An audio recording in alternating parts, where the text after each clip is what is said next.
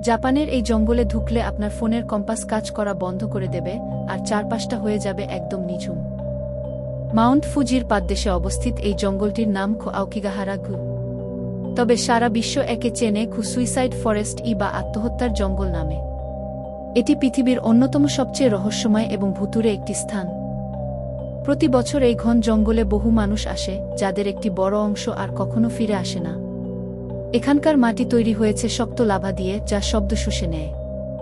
ফলে আপনি যতই চিৎকার করুন না কেন, জঙ্গল ফুঁড়ে সেই শব্দ বাইরে আসবে না।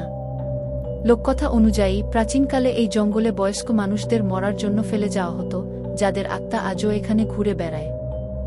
এখানকার মাটির নিচে থাকা অতিরিক্ত আয়রনের কারণে জিপিএস, গিফে এবং কম্পাস সম্পূর্ণ অকেজ হয়ে যায়।